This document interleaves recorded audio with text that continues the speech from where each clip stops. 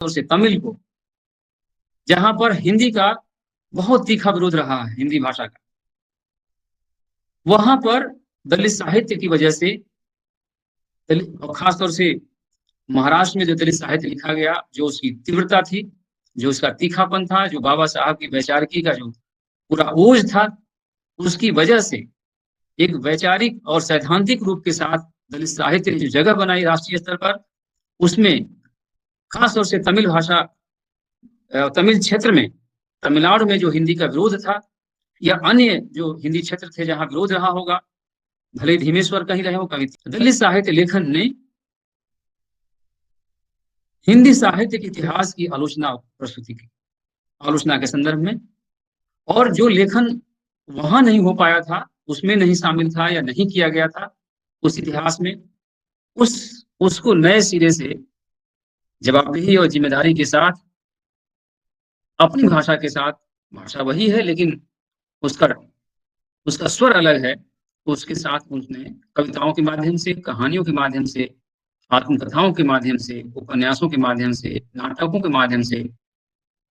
संस्मरणों के माध्यम से, आलोचना के माध्यम से प्रस्तुत किया है। आलोचना के संदर्भ में मैं पहले बात करूं तो नवजागरण का जो पक्ष रहा है हिंदी साहित्य इतिहास में और अन्य भारतीय भाषा साहित्य में, उस नवजागरण के प्रश्न को भी, नवजागरण के लेखन को भी दलित साहित्य लेखन ने प्रश्नांकित किया, दलित साहित्य आलोचना ने प्रश्नांकित किया और नए सिरे से नवजागरण को परिभाषित करने की कोशिश की। सवाल हिंदी क्षेत्र में विशेष तौर से माननीय कमल भारती जी ने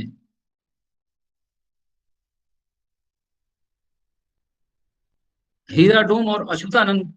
की कविताओं को सामने रख करके, उनके इतिहास को सामने रख करके नई एक अवधारणा विकसित की और हीरा डोम की जो प्रामाणिकता थी उस पर प्रश्न चिन्ह लगाते हुए अच्युतानंद को जो नकारने की प्रवृत्ति हिंदी क्षेत्र में की गई, उस पर उसको भी साहित्य के केंद्र में ले आए। स्वयं प्रेमचंद के क्षेत्र के रहते हुए, प्रेमचंद के समय में रहते हुए अच्युतानंद के साथ जिस तरह से उनको उपेक्षित किया गया साहित्य और आंदोलन के भीतर, उसको भी रेखांकित किया गया। यह हिंदी साहित्य इतिहास में के लिए एक अपूर्णीय, एक अद्भुत योगदान है, एक महत्वपूर्ण योगदान है जिसको स्वीकार किया जाना चाहिए। दूसरी बात मैं पाता हूं कि जो दक्षिण के, चाहे वह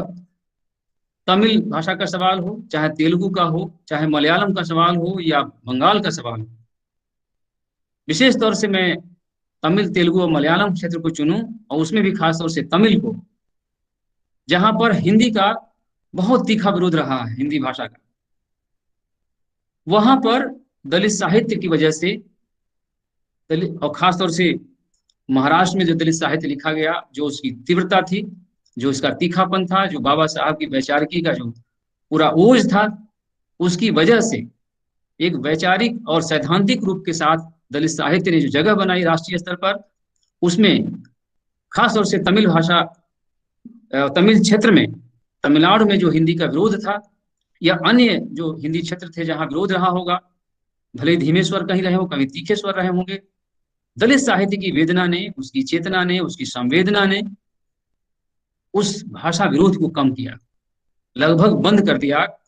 और सभी भाषाओं में दलित साहित्य पढ़ा जाने लगा, पढ़ाने लगे लोग, उस पर विचार करने लगे और स्वयं तमिल में लिखी गई रचनाएं हिंदी में अनुदित होने लगी, हिंदी में लिखी जाने वाली रचनाएं तमिल में अनुदित होने लगी। और इससे क्या हुआ, इससे यह पक्ष बना कि इससे एक पक्ष तो समझ में आया कि जो राष्ट्रीय स्तर पर जो वेदना है इस वर्ग की और इस साहित्य के भीतर के आंदोलन की जो आंच है, उसका एक राष्ट्रीयकरण हुआ है। तमिल तमिल भाषा में अंबेडकर गीत गाने वाले लोगों को सुनने सुनने की जो तल्लीनता है, वह हिंदी क्षेत्र के लोग सुनते हैं। हिंदी में जो अंबेडकरवादी गीत गाए जाते हैं, वो तमिल के लोग सुनते हैं। ये जो वैचारिक रूप से जो एक रूपता आई, उसने भाषा की दीवार को तोड़ दिया। यह दलित साहित्य के इस योगदान को विशेष तौर से रेखांकित किया जाना चाहिए। क्योंकि आप देखें कि बहुत एक संस्थानिक रूप से हिंदी के विकास के लिए, हिंदी के प्रचार प्रसार के लिए जो तमाम हिंदी प्रचारणी सभाएं बनाई गई, उसके तमाम निदेशालय बनाए गए हैं। वे विभाग किताबों में बंद दिखते हैं या वो फाइलों में दिखते हैं। जमीनी स्तर पर उन्होंने इस जो भाषा विरोध था अलग अलग क्षेत्रों का, उसको नहीं पाट पाए, हिंदी को उतना विकसित नहीं कर पाए जितना इन, मैं सिर्फ दलित साहित्य की बात नहीं कर रहा हूं, बल्कि स्त्री लेखन ने भी, आदिवासी लेखन ने भी, मुस्लिम विमर्श ने भी, इन सारे अस्मितावादी विमर्शों ने वो जगह बनाई है हिंदी के लिए। जो हिंदी क्षेत्र में लिखे जाने लगे तो उन्होंने सभी भाषा क्षेत्र में जगह बनाई है, और जो भाषा की दीवार है उसको उसको तोड़ दिया है। यह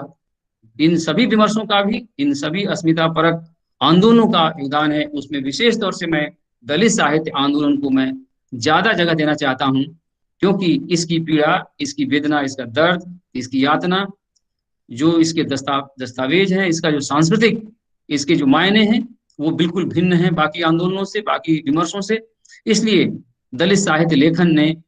हिंदी साहित्य को या हिंदी भाषा को जितना प्रबुद्ध किया है, जितना विकसित किया है, किसी अन्य समय में भी नहीं हुआ। मैं याद दिलाना चाहता हूं कि जब भक्ति आंदोलन, विशेष तौर से जब संत आंदोलन या निर्गुण आंदोलन जब भारतवर्ष में चल रहे थे, तो वे इन सारी सीमाओं को लांघ गए थे। तब भाषा की सीमा तब टूट गई थी। हमारे हिंदी प्रचारक, हिंदी भाषा के प्रचारक इस बात को याद करें या ना करें, लेकिन उन्हें याद करना चाहिए कि वो कौन सी संवेदना थी पूरे भारतवर्ष में जिसकी वजह से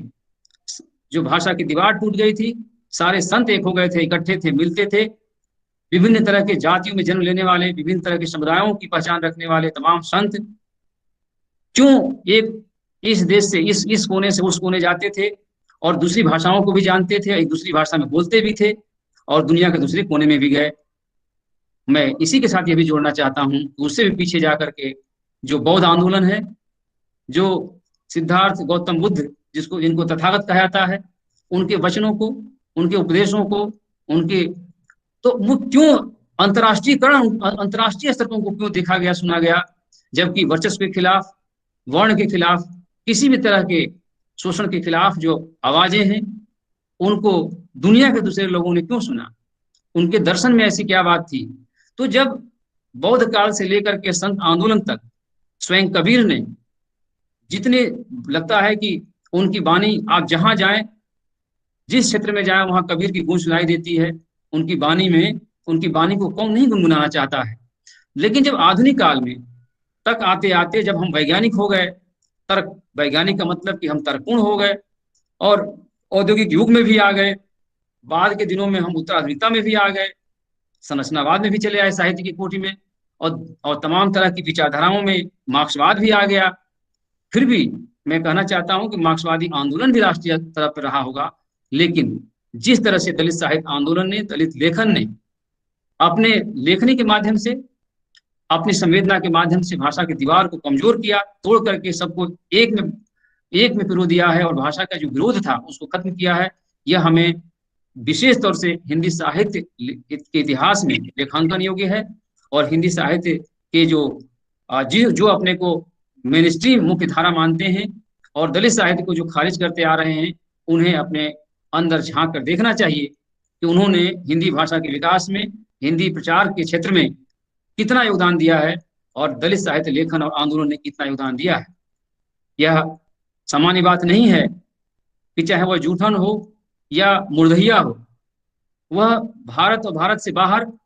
कितनी भाषाओं में उनका अनुवाद हो चुका है। अभी कल की बात है कि कल पहला भाग जो मुर्दहिया मणिकर्णिका अभी का अनुवाद हो रहा है, जर्मन में मुर्दहिया का अनुवाद हो गया है। किसी को पता नहीं है। मुझे पता है कि जब मुर्दहिया का लेखन धारावाहिक रूप से आ रहा था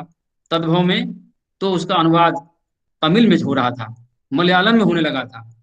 क्यों हो रहा था, ये सोचने की बात है। और अगर भारतीय समाज व्यवस्था में, हिंदू सामाजिक व्यवस्था में इतनी तरह की असमानता है, तो इस असमानता को हम भाषा के स्तर पर भी कैसे दूर कर सकते हैं? यह दलित साहित्य लेखन ने, दलित साहित्य आंदोलन ने इसको प्रामाणिक रूप से पुष्ट किया है। इसको भी